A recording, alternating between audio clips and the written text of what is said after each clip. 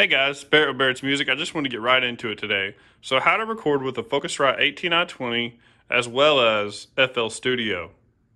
That is a combo you don't ever hear about, so let's talk about it. The first step to any recording when it comes to recording drums is fastening your mics. So, different mics are going to have different fastening systems. So, these mics kind of have these two fasteners. This one tightens onto the rim, and this one tightens onto the actual bracket that goes onto the mic itself. And then whatever mic you use is going to go into an XLR cable. XLR goes into, in this case, the back of my interface. Now, some interfaces are going to have front-facing inputs. This one has two front-facing inputs, and the rest of the inputs are on the back. So you just do that for all the drums you want. So for this specific recording, I have two overheads. I need to kind of straighten them up a little bit. They're a little bit wonky. I have a kick mic. I don't like to put it all the way in. I keep it kind of about an inch out. And I have a high tom, a snare, and a floor tom, and they're all Shure 57s. The two overheads I'm using are Rhodes M5s. So Rode M5s. Links are going to be in the description for all this stuff, guys. So a couple of tricks to keep in mind with this specific interface. You always want to press phantom power before you start recording, because if you have any mics that need phantom power, if you don't press that, they're not going to record anything. So always remember your phantom power, but only do it after your mics are already connected. Wait a couple of seconds, then press phantom power. When you're done, you want to make sure to turn phantom power off, wait about 10 or 20 seconds, and then take the XLR out of the back. Don't just pull this guy out of the back when you have phantom power going, because you will mess up a mic that way. I've done it 2 or 3 times. Very noob move. So your monitor is probably the second most important part of this. Obviously that means how much are you going to hear out of your output, in this case my monitors, and then how much are you going to hear, or how much do you not hear out of the monitors, and you monitor with the in-ears. I know there's a lot that goes into this, guys. The whole point is, if you don't have in-ears, these are a lifesaver, because they do two things. They do noise cancellation, so for a drummer that means you won't hear anything outside of your mix that's going in, as well as they allow you to hear all the effects that you put on in the program as you're actually playing your drums. So you're going to be hearing what you're going to be hearing in your mix, which we'll talk about that part in just a second.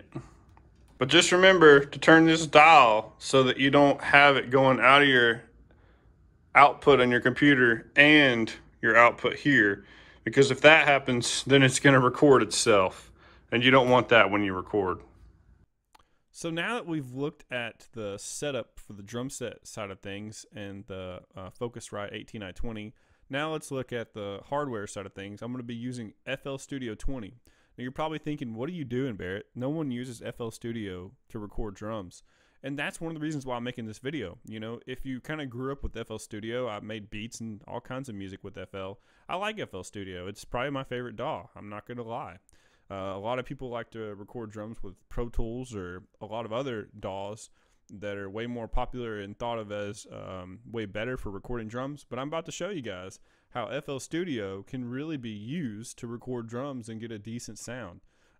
Actually, more than decent. So obviously the first thing we'll do is we'll we would just open up FL Studio, but I actually have a preset. So I'm going to open that. And once you do this the first time, you can have a preset and you can save it. So I saved mine as drum set preset. So open your preset once you have it.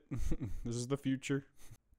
So as soon as I open up, I go into my mixer channel, this guy right here, and I'm going to put each drum kind of on its own channel. So we have the two overhead, the left and the right. Why do I have so much reverb? I don't know. We can cut that out. All right, cool. Maybe a little bit of reverb. That's kind of cool how it automatically just started doing that. But that would be for like the drums. But anyways, we can talk about that in a second. So these are my two overheads, the left and the right. So for me, what you're going to want to do is you're going to want to make sure that this is the main sauce right here, okay? Whatever input that you're into in your interface, you have to match that up with FL Studio. course, I forgot. Obviously, in the very beginning, you have to go to options, settings, and then go in here and make sure that audio, your device. I'm using the Focusrite USB ASIO sample rate 44100.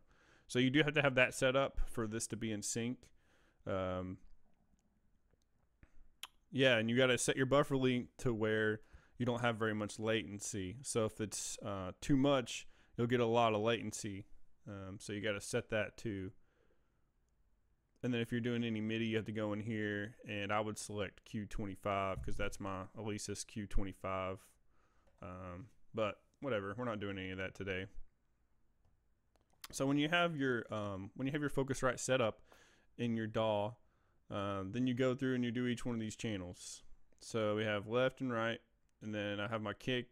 So the reason my left and my right is on input 3 and input 4 is because that is what is on the back of the interface. So the first two inputs are on the front of the interface, and then 3, 4, 5, 6, 7. I don't remember exactly how many.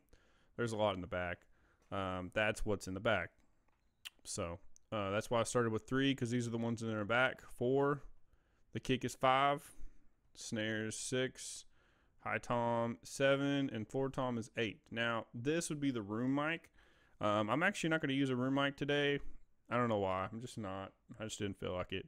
It's unnecessary. I mean, technically all you need to record drums is 2 overhead and a kick. So, and then this would be the actual track I'm going to record to. Now, do you have to do this exactly this way? Of course not. But it's kind of nice and organized this way. And that's the way I did it. Now, for each one of these tracks, you can put individual effects over here in your effect chain. All right, so you just click a slot, you pick the effect you want, and you go from there. So we officially have everything set up. I'm pretty sure. I might have forgot 1 or 2 things, but we have all of our mics set up to our interface, our Focusrite 18i20. We have fan of power on, very important for your condensers to work. We have made sure that our monitor is turned to headphone and not output out of our our monitors. We call them monitors. That's kind of confusing, isn't it? We have set our program up to where each track is individually tracked to each individual input on the back of the interface. So now all that's left to do is actually get our track that we're going to record to. All right, so I got my track. Now I'm just going to drag and drop it into FL Studio. So how do we do that? Well, we just open our folder, and this is called the playlist. Okay, this should be one of these buttons. Yeah, view playlist. So if you need to view it, you click that button. You drag, you just click it and you drag it onto your playlist. Now here's the secret. Here's one of the secrets. Okay, if you go to here, then you can kind of drag it along. I go to around 29, 30 measures. You're probably saying, why would you do that? Because when you press play or record, it's going to go to the very beginning. This is an old trade secret, okay? If you are a one-man show like me, you need that much time, if not even more, to get your butt over to the drum set, get your ears in, be ready, be present, and just in the game, man, to record. The second trade secret is just keep putting a bunch of these in here, man. So put another one. And these don't have to be spaced out because you've already got done with the first track, so it's kind of whatever. I usually do about 4 in a session. And then obviously you just take the best one. Usually the first one is garbage. Everyone knows that. So these are the secrets, man, okay? In summary, you make sure each one of your tracks, each one of your mics that you have mic'd up to your drums is in the right input and that it's mapped correctly from the Focusrite to FL Studio. And, oh yeah, you want to make sure that this track now, you double click the track and this little dude pops up. And then you select 8. So you do have to map the track right here. So you go to 8. Now it's going to automatically pop up right here in your mixer.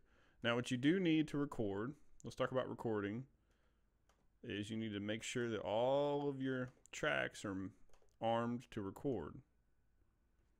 The last thing you want to make sure of is that this is selected on one of these tracks. That way when you hit record up here, it doesn't start recording on your track or a track you don't want. The worst thing you can do is have it record on the master track.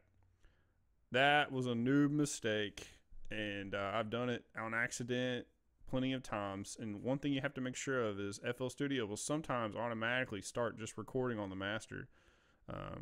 So you have to make sure when you press record here, then you go to, I always do this, into the playlist as an audio clip. It's going to count off, and now it's actually recording, man. So these are all your drum tracks. So I'm going to go do some drum tracks, and we're going to come back. We're going to look at it. So after you do all your takes, the next step is to hate yourself for how bad they were. No, I'm just kidding. But I think that last one was so bad that I just started jamming over it, just being annoying to myself. So this third one was the best one. So the next step is to obviously just kind of listen back. I mean, that's going to take some time. So I'm going to listen back to the takes, figure out what I like, what I don't like, and then we'll come back. So the most annoying thing about FL Studio is that after you get your tracks recorded, you have to go in here and you have to assign each one. So that is probably the most annoying thing. So you go in here and you say, all right, well, if this is overhead left, well, that means it's supposed to be overhead left on the 1. Maybe they'll fix that eventually, I don't know, but they don't automatically assign your tracks. You have to go back in and assign them. And that's probably the main number one reason why people don't use FL Studio to record drums. This one thing right here. So I'm going through and I'm doing each one. Kick is 3. Snare is 4. And so on. So after you get all your tracks assigned, then when you listen to it, it'll make sense because all your tracks will have all the effects and stuff that you put individually. Like a kick will have reverb, EQ, and compressor, and so on. And that's mainly what I use. I just use EQ, reverb, and compressor. And then, of course, I use that on the entire track too. So that's just kind of how I roll. And I've just kind of messed with it enough to just kind of find the kind of sound I want. That's what the preset was about. So guys, this is kind of the outro to that video. I had to work on it, so it's really hard to work on a project and make a video about the project on like the process at the same time. I just had to quit doing the whole process thing and just actually work on the actual project itself. It turned out all right. This would be the drum track by itself.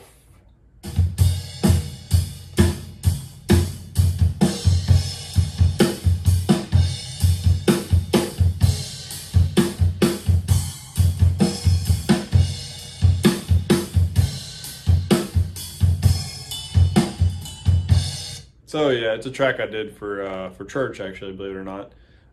Since we're doing online church, he sends us tracks for us to record to, and then we do that kind of thing, and they play that during the service. So it's been a lot of fun to get better at my drum recording chops, and I think I turned out with a pretty decent product at the end of the day. So thanks for watching, guys. I'll see you on the next one.